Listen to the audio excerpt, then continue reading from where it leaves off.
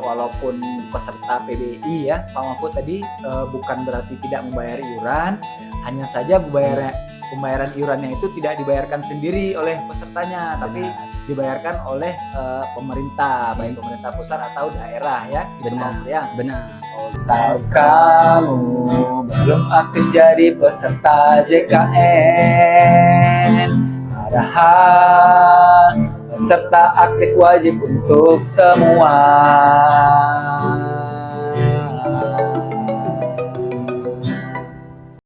Hai, kembali lagi di podcast Kenapot JKN dalam podcast. Ya, hari ini kita kedatangan tamu lagi, Lex, ya, di episode keempat kita. Ya, hari ini kita akan membicarakan hal-hal terkait dengan uang, Lex. Ya, tentang uang, tentang biaya-biaya, ya, Lex ya. Hari ini kita kedatangan siapa, Lex? Nah, pastinya narasumber kita kali ini bukan kaleng-kaleng, Bang. Pastinya ahli dalam bidangnya. Mari bersama-sama kita sambut Kepala Bagian Perencanaan, Keuangan, dan Pemeriksaan Kantor Cabang Tapatuan, Pak Mahfud. Halo semuanya, salam kenal. Oke Pak Mahfud, hari ini di siang yang panas ini ya Pak Mahfud, tapi tetap semangat ya. Siap. Oke Pak Mahfud, kita mungkin mulai dari pertanyaan-pertanyaan yang banyak orang perlu tahu juga nih ya Pak Mahfud ya. Jadi BPJS Kesehatan itu sebenarnya mengelola apa sih Pak Mahfud? Dana apa aja yang dikelola oleh BPJS Kesehatan? Sebenarnya bicara tentang sumber dana dulu sebelumnya kan, BPJS kan tidak hanya merta lembaga yang mengelola sumber dana, sumbernya itu dari mana saja. Yang pastinya tentunya dari iuran ya. Tapi kalau bicara mengenai kelola keuangan kita cuma dua, dana masuk dana keluar kan itu. Nah, tapi kalau kita bicara dana masuk dari mana, ini orang bertanya, di mana nih BPJS bisa membayar klaim, bisa mengelola masyarakat yang banyak dengan biaya pelayanan kesehatan yang besar ya? Iya, benar Pak Mahfud. Ya pastinya ada beberapa sumber ya, sesuai dengan peraturan pemerintah nomor 53 tahun 2018 yang semua tentang perubahan kedua atas peraturan pemerintah nomor 87 tahun 2013 tentang pengelolaan aset jaminan sosial kesehatan, dan tentunya peraturan Presiden nomor 82 tahun 2018 dan peraturan Presiden nomor 64 tahun 2020 tentang jaminan kesehatan. Itu ada disebutkan beberapa sumber. Yang pertama itu tentunya dari iuran jaminan kesehatan ya. Jadi dari masing-masing peserta itu ada membayar iuran, baik yang dari bantuan iuran PBI ataupun dari pemerintah daerah dan pemerintah pusat.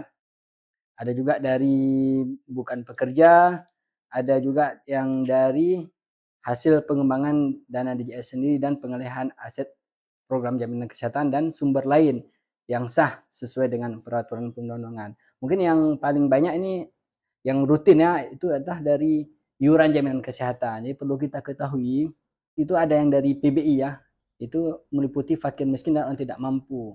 Jadi jika ada peserta PBI itu bukan berarti gratis ya. Nah, juga dibayar, cuman yang pembayarannya siapa gitu. Jadi perlu kita, yang bayar itu adalah pemerintah. Ini sumbernya itu ditetapkan oleh menteri yang menyelesaikan urusan pemerintah di bidang sosial. Iuran dibayarkan oleh pemerintah pusat dengan besar nominal per jiwa per bulan sesuai dengan peraturan yang berlaku. Nah, selain itu juga ada orang yang mampu ataupun orang bekerja itu bukan penerima bantuan iuran. Di sini ada banyak segmen ya. Salah satunya ada pejabat negara, PNS, anggota dewan dan pimpinan dewan, prajurit, TNI, Polri, kepala desa, perangkat desa, pegawai swasta. Masuk juga ada dari segmen yang bukan pekerja ataupun BP itu baik investor, pemberi kerja, penerima pensiun, veteran dan perintis kemerdekaan. Dan janda duda atau anak yatim, piatu atau veteran atau perintis kemerdekaan, dan yang terakhir adalah BP yang tidak termasuk dari berapa yang tadi telah saya sebutkan, cuman dia mampu membayar iuran. Selain itu dari hasil pengembangan dana JS ini jadi pertanyaan nih, gimana BPJS bisa mengembangkan dananya? Juga bisa tuh sumber dana penerimaan dari dana iuran peserta itu juga selain untuk membayar klaim juga ada safety-nya, dikelola untuk investasi maupun bukan investasi, pengelolaan investasi dengan memperhatikan aspek tentunya likuiditas, solvabilitas, prinsip kehati-hatian, keamanan dana, dan hasil yang memadai. Jadi walaupun peserta PBI ya Pak Mahfud tadi bukan berarti tidak membayar iuran, hanya saja pembayaran iurannya itu tidak dibayarkan sendiri oleh pesertanya, tapi Benar. dibayarkan oleh pemerintah, baik Iya. pemerintah pusat atau daerah ya, gitu Pak Mahfud ya. Benar. Oh, gitu. Jadi bukan serta-merta tidak ada yang membayar, tidak ada ya. Ada yang membayar ya, jadi bukan tidak membayar. Oke. Jadi Pak Mahfud, dana-dana yang dikelola BPJS tadi itu digunakan untuk apa aja sih Pak Mahfud? Oh ya, nah, saya itu pemasukan. Sekarang kita bicara tentang pengeluaran. Pengeluaran. Dia balance, namanya neraca kan harus balance gitu. Oke. Kalau sedangkan dana JS itu ada yang pertama itu yang tentunya yang pokok yang utama itu pembayaran manfaat atau pembayaran layanan jaminan kesehatan. Itu ada banyak ya. Baik yang kalau di tingkat FKTP fase tahap pertama itu berupa dana kapitasi yang rutin kita bayarkan per orang per jiwa per bulan itu di mana peserta itu terdaftar. Yang kedua itu tentunya di tingkat lanjutan baik berupa dana yang baik obat kronis ataupun pelayanan di rumah sakit baik rawat jalan ataupun rawat inap. Dan terakhir tentunya untuk kegiatan promotif preventif bagi masyarakat ataupun peserta dari program PRB. Ini tuh salah satu dana. Yang kedua tuh tentunya untuk dana operasional dari DJS tuh ada dana namanya dana operasional yang disebutkan dana dari untuk BPJS. Dana operasional tuh tentunya dapat digunakan dari dana jaminan sosial kesehatan atau dana DJS yang tadi disebutkan pertama, ada dari iuran, dari sumber lainnya kan.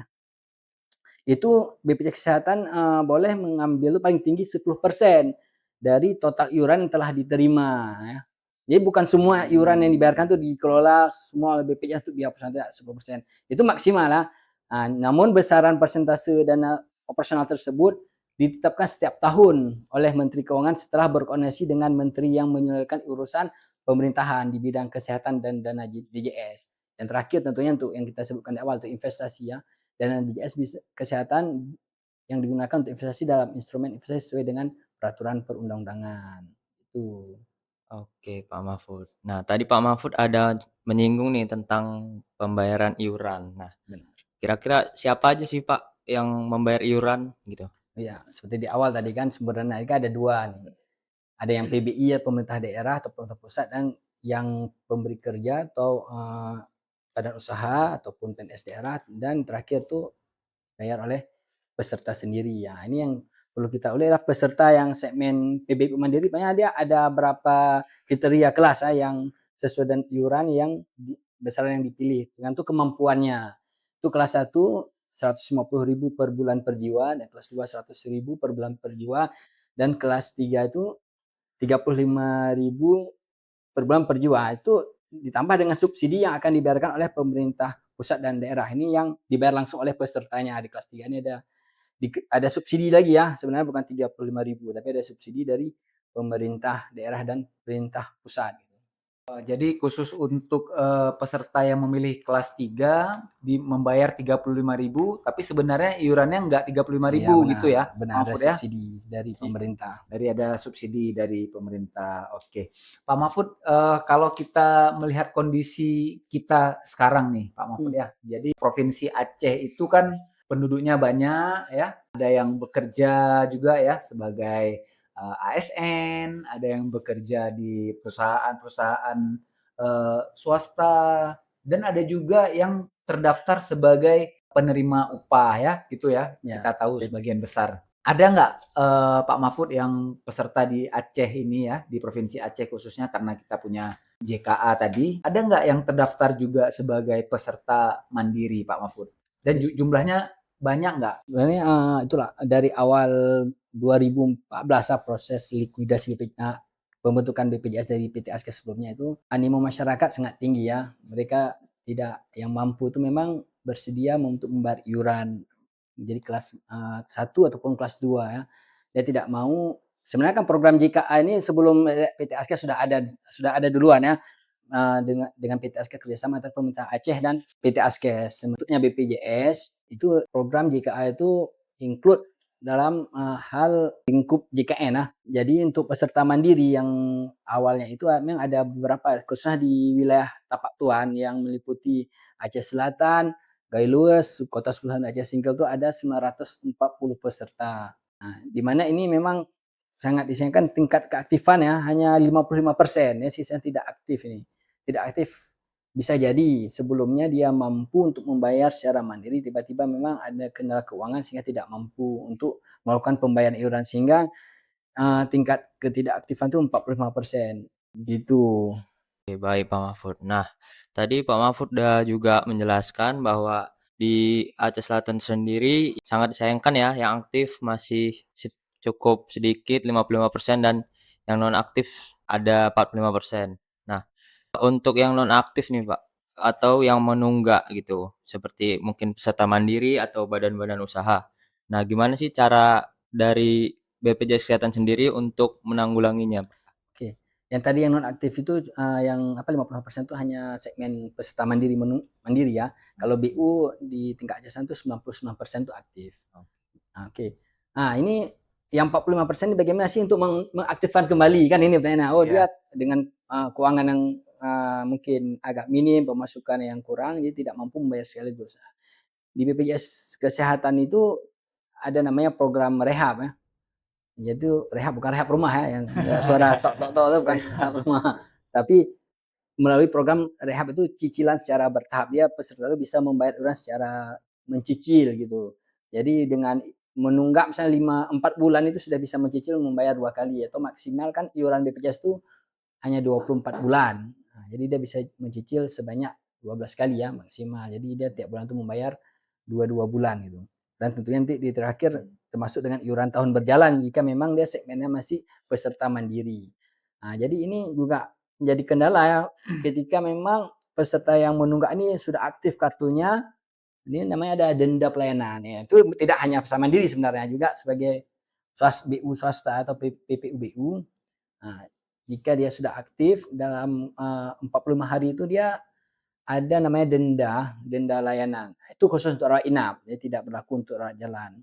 Di mana ada dendanya tuh 5% dikali bulan menunggak, berapa bulan menunggak, dan dikali biaya pelayanan. Dan juga ini dengan peraturan terbaru itu hanya maksimal tuh hanya dikenakan 20 juta rupiah dendanya.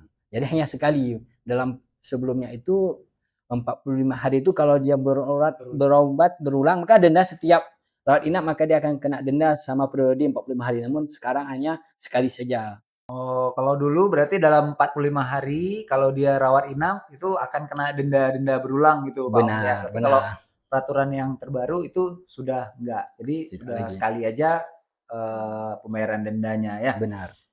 Nah, itu tadi pembahasan menarik kita dengan Pak Mahfud ya. Mau tahu pembahasan menarik lainnya? Kita lanjut ke part 2.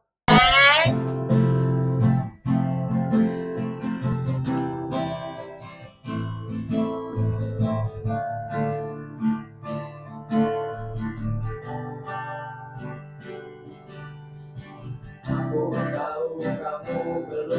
peserta JKN, padahal pesertaannya wajib untuk semua. Aku tahu kamu belum jadi peserta JKN, padahal kepesertaannya wajib untuk semua. Aku tahu kamu jika ada kesulitan untuk jadi peserta JKN, uruslah pada yang kompeten. Oh, pastikanlah JKN-mu keaktifannya, lunasilah tunggakannya agar tak kena denda layanan. Belum mau jadi peserta JKN, Padahal peserta aktif wajib untuk semua. Tahu kamu belum aktif jadi peserta JKN. Padahal peserta aktif wajib untuk semua.